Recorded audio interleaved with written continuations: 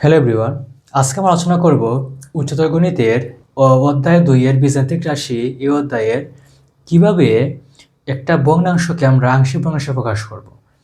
আজকে আমাদের টাইপটা হচ্ছে, যদি তোমাদের দেখো যে হরের মধ্যে তোমাদের একটা দ্বিঘাত বিশিষ্ট বহুপদী দেওয়া আছে, তখন তোমরা কিভাবে তাকে আংশিক ভগ্নাংশে প্রকাশ করবে আমরা এই নিয়ে আলোচনা করব। তো প্রথমত যদি আমাদের এক্সাম্পল দেখি, এখানে কিন্তু এই যে একটা ভগ্নাংশ দেওয়া আছে, তোমরা এটা দেখার পর তোমরা কেমনে বুঝতে পারবে যে আমরা কোন ওয়েতে এটা সলভ করব।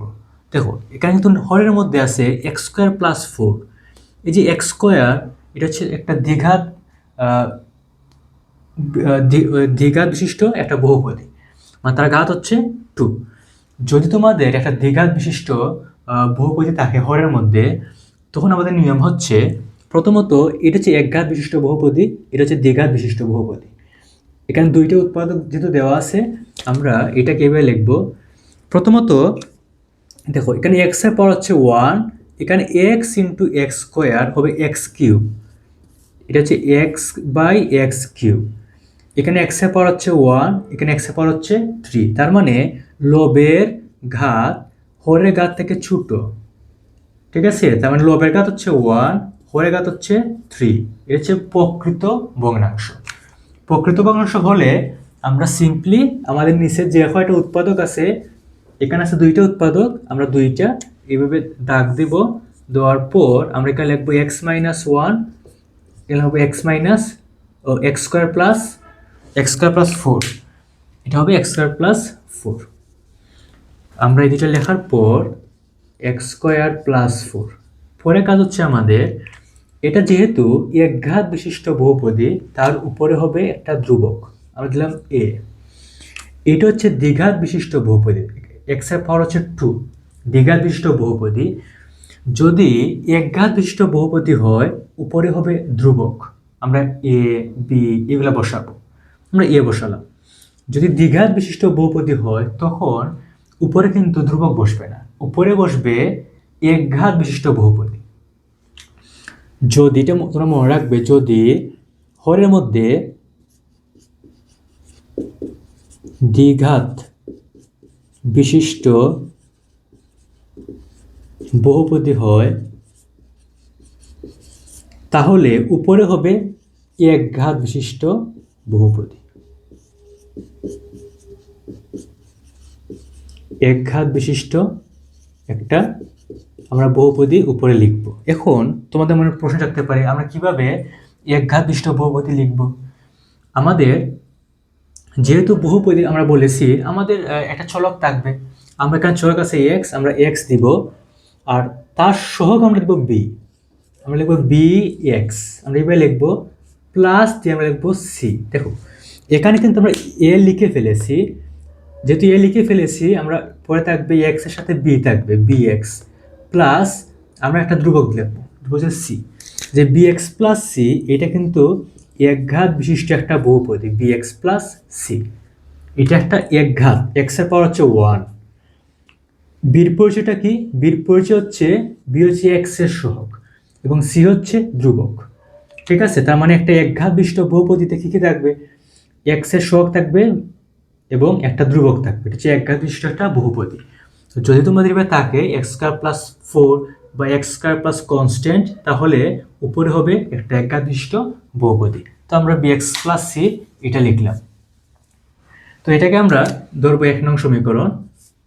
1 নং সমীকরণ। এখন আমাদের কাজ হচ্ছে 1 নং সমীকরণের উভয় পক্ষকে এই যে হরের মধ্যে যা আছে এক্স মাইনাস 1 এবং এক্স স্কয়ার প্লাস 4, তা দিয়ে আমরা দুই পাশে আমরা গুণ করব। আমরা লিখব এফ কে আমরা এক্স মাইনাস 1 এবং এক্স স্কয়ার প্লাস 4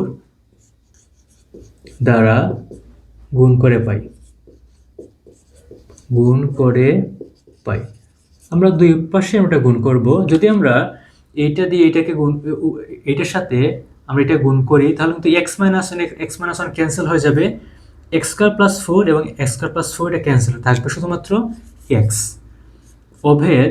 এখন যদি আমরা এক্স মাইনাস ওয়ান ক্যান্সেল হয়ে যাবে, থাকবে উপরে এ, আমরা এ এর সাথে এই যে এক্স স্কয়ার প্লাস 4 তাকে গুণ করব, এক্স স্কয়ার প্লাস 4 প্লাস এখন তোমরা দেখো যে এখানে আছে এক্স স্কোয়ার প্লাস ফোর, এখানে আছে এক্স স্কোয়ার প্লাস ফোর, এটা ক্যান্সেল হয়ে যাবে, থাকবে বি এক্স প্লাস সি তার সাথে এক্স মাইনাস ওয়ান। আমরা লিখবো বি এক্স প্লাস সি, এটা আমাদের একটা ব্র্যাকেটের মধ্যে রাখবো, আর পরে আমরা লিখবো এক্স মাইনাস ওয়ান। তো এটাকে তোমরা এভাবে রাখতে পারো, তবে আমি বলবো তোমরা এটাকে ধরো 2 নং সমীকরণ, এটাকে 2 ধরো, এবং এখান থেকে আমরা কিন্তু লিখতে পারি এক্স অভেদ এ ইন্টু এক্স স্কোয়ার, এটা হবে a x square, plus a into four, এটা হবে ফোর এ, প্লাস পরে বি এক্স ইন্টু এক্স, এটা হবে b x square, b x square, পরে b x into minus one হবে minus b x, plus c into x, এটা হবে c x, পরে প্লাসে মাইনাসে মাইনাস, সি ইন্টু ওয়ান হবে সি। এটা আমরা ধরবো 3 নং সমীকরণ, এটাকে আমরা 3 নং সমীকরণ ধরবো। 3 নং সমীকরণ ধরার পর এখন আমাদের কাজ হচ্ছে আমরা দেখবো এটার ভগ্নাংশে হরের মধ্যে কি আছে, একটা আছে এক্স মাইনাস ওয়ান, একটা আছে এক্স স্কোয়ার প্লাস ফোর। তো এখানে এক্স মাইনাস ওয়ান হচ্ছে একঘাত বিশিষ্ট বহুপদী, আমরা লিখবো এটা, আমরা এক পাশে দেখাই এক্স মাইনাস ওয়ান সমান হচ্ছে 0, তাহলে এক্স সমান কত হবে, এক্স সমান কিন্তু 1 হবে। আমরা 2 নং সমীকরণে এক্স এর জায়গায় 1 বসাবো, আমাদের কাজ হচ্ছে এখন 2 নং সমীকরণে আমরা এক্স এর জায়গায় 1 বসাবো। আমরা লিখবো 2a এক্স সমান 1 বসি। যদি আমরা 2 নং সমীকরণে এক্স সমান 1 বসাই, তাহলে এটা হবে 1, আমরা 1 লিখবো, সমান এটা হবে 1 স্কোয়ার মানে 1 প্লাস 4 মানে 5, তবে হবে 5a, এখানে কিন্তু 1 মাইনাস 1 0 হয়ে যাবে, 0 দিয়ে তাকে গুণ করলে কিন্তু 0ই হবে। তার মানে আমরা বলতে পারি এখান থেকে এ সমান হচ্ছে 1 বাই এ, 5 আছে এর সাথে গুণ আকারে এই পাশে আসলে নিচে চলে আসবে, এটা ভাগ হয়ে যাবে, এ সমান হচ্ছে 1/5। এটা হচ্ছে আমরা একটা মান পেলাম, এর আমরা মান পেলাম 1/5।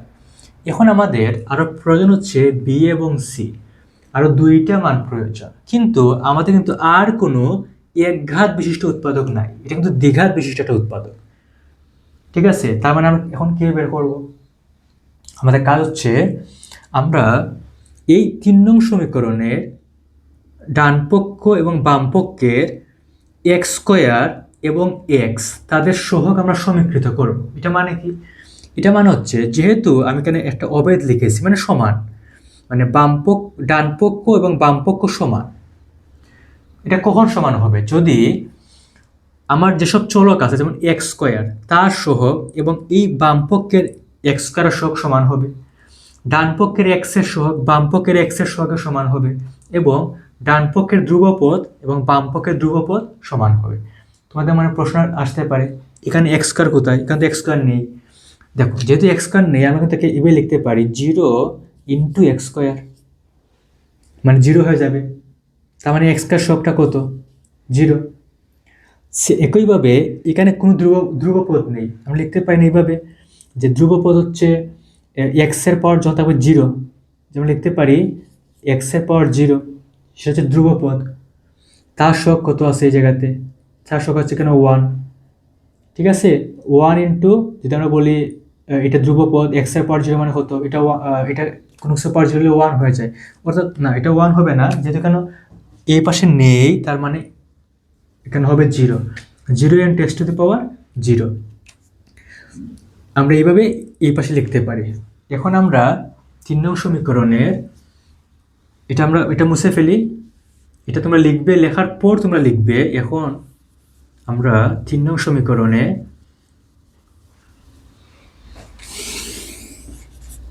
তিন এ এক্স স্কোয়ার এবং এক্স এর সহগ সমীকৃত করে পাই। তোমাদের মনে প্রশ্ন থাকতে পারে কি জন্য আমরা এক্স স্কোয়ার এবং এক্স এর সহগ সমীকৃত করব, অন্য কোনো কিছু কেন নয়। তোমরা দেখো আমাদের মান প্রয়োজন বি এবং সি, বি এবং সির মান প্রয়োজন। আমরা দেখো বি কার সাথে আছে, কার সহগ বি হচ্ছে এক্স স্কোয়ারের সহগ, তার মানে যদি আমাদের বির মান বের করতে হয় আমার এক্স স্কোয়ারের সহগ সমীকৃত করা লাগবে। এখন সি কার সাথে আছে, সি আছে এক্স এর সাথে, তার মানে তুমি যদি সির মানটা বের করতে চাও তোমার এক্স এর সহগ সমীকৃত করা লাগবে। এই জন্য আমরা এক্স স্কোয়ার এবং এক্স এর সহগ সমীকৃত করব। তাহলে প্রথমত এক্স স্কোয়ার সহগ কি আছে ডান পক্ষে?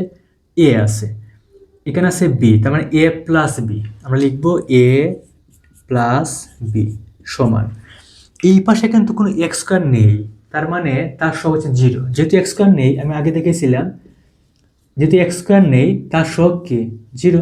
0 ইন্টু এক্স কে সমান কত হবে? 0 হয়ে যাবে, ভেনিশ হয়ে যাবে। তার মানে এই পাশে থাকবে আমাদের 0। এখন আমাদের কিন্তু এর মান জানা আছে 1/5। 1/5 প্লাস বি সমান হচ্ছে 0। তো আমরা এখান থেকে লিখতে পারি বি সমান হচ্ছে -1/5। এসে +1/5, এই পাশে গেলে -1/5 হয়ে যাবে। একইভাবে আমরা এক্স এর সহগ সমীকৃত করব। এখানে এক্স এর সহগ হচ্ছে -b, এখানে এক্স এর সহগ হচ্ছে সি, লিখতে পারি সি মাইনাস বি সমান সমান হচ্ছে 0। 0 হবে না, এখানে তো এক্স আছে, এক্স এর সহগ হচ্ছে 1। তাহলে যেহেতু এখানে এক্স বিদ্যমান এবং তার সহগ হচ্ছে 1, আমরা 1 দেব। তাহলে আমাদের তো বি এর মান জানা আছে, আমরা লিখতে পারি বি মান হচ্ছে -1/5 সমান হচ্ছে 1, মাইনাসে মাইনাসে প্লাস হয়ে যাবে 1/5 সমান সমান 1 সমান 1। তাহলে সি সমান হবে 1 মাইনাস 1/5। তুমি যদি লসাগু করো তাহলে 5 লসাগু যাবে, 5 থেকে 5 আর 5 থেকে গেলে 4, তাহলে সি হবে 4/5। তার মানে আমরা বি এ পেলাম 1/5, বি হচ্ছে -1/5, সি হচ্ছে 4/5। আমরা এই পাশে লিখে রাখি, আমাদের এ হচ্ছে 1/5, আমাদের বি হচ্ছে -1/5, আমাদের সি হচ্ছে 4/5। এখন আমরা এ বি সি এর মান 1 নংয়ে বসিয়ে দেব। এটাই মুছে ফেলি। আমরা 1 নং সমীকরণে এ বি এবং সি এর মান বসাবো।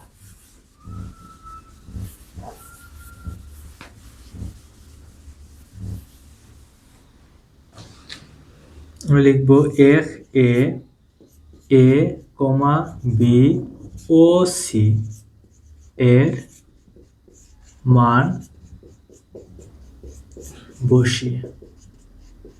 বসিয়ে পাই। আচ্ছা, তাহলে এটা হবে এইভাবে X by X minus 1 into X square plus 4 অভেদ এর মান হচ্ছে 1/5, নিচে হরের মধ্যে আছে এক্স মাইনাস 1, বি হচ্ছে -1/5 এবং তার সাথে আছে এক্স, সি হচ্ছে 4/5, নিচে থাকবে এক্স স্কোয়ার প্লাস 4। আচ্ছা, এখন দেখো এটা কিন্তু দেখতে একটু কীরকম, ঠিক আছে না? তোমাদের দেখতে এটা কি ভালো লাগতেছে যে -1/5x প্লাস 4/5? অবশ্যই ভালো লাগতেছে না। তো এটাকে আমরা একটু সিম্পলিফাই করব। কিভাবে? দেখো, আমরা অবেদ লিখব, এই যে 1/5কে আমরা এভাবে লিখতে পারি, 1 থাকবে উপরে, 5টার নিচে চলে আসবে, 5x মাইনাস 1 হবে। আর এখানে কিন্তু আমরা 1/5 আছে এই জায়গাতে, আর এখানে কিন্তু 4/5 আছে, তার আমরা 1/5 কমন নিতে পারি। আমরা কিন্তু এখানে -1/5 কমন নিতে পারি। তাহলে এখানে থাকবে 1 ইন্টু এক্স হবে এক্স, এখানে থাকবে মাইনাস, আর মাইনাসে মাইনাসে প্লাস হয়ে যাবে। এখানে থাকবে, আমরা 1/5 কমন নিয়ে নিচে থাকবে 4, নিচে থাকবে এক্স স্কোয়ার প্লাস 4। এখন এই প্লাসে মাইনাসে মাইনাস হয়ে যাবে, এখানে থাকবে 1/5 এক্স মাইনাস 1, প্লাসে মাইনাসে মাইনাস হয়ে যাবে, আর এই 5টি নিচে চলে আসবে, থাকবে 5/x স্কোয়ার প্লাস 4, উপরে থাকবে এক্স মাইনাস 1। এটা কিন্তু দেখতে ভালো লাগতেছে যে 1/5x minus 1 minus x minus 4/5 into X square plus 4। এটা হচ্ছে আমাদের যে ভগ্নাংশটা দেওয়া ছিল, এটা কি দেওয়া ছিল? x/x minus 1 into X square plus 4, তার আংশিক ভগ্নাংশে রূপান্তর। তো আশা করি তোমরা এটা খুব ভালোভাবে বুঝতে পেরেছো। তো এইভাবে আমরা যদি হরের মধ্যে দ্বিঘাত বিশিষ্ট একটা বহুপদী থাকে, তাকে আমরা আংশিক ভগ্নাংশে প্রকাশ করতে পারি। তো আশা করি তোমরা সবাই খুব ভালো বুঝতে পেরেছো। আজকের ক্লাসটি সবার করার জন্য অনেক ধন্যবাদ।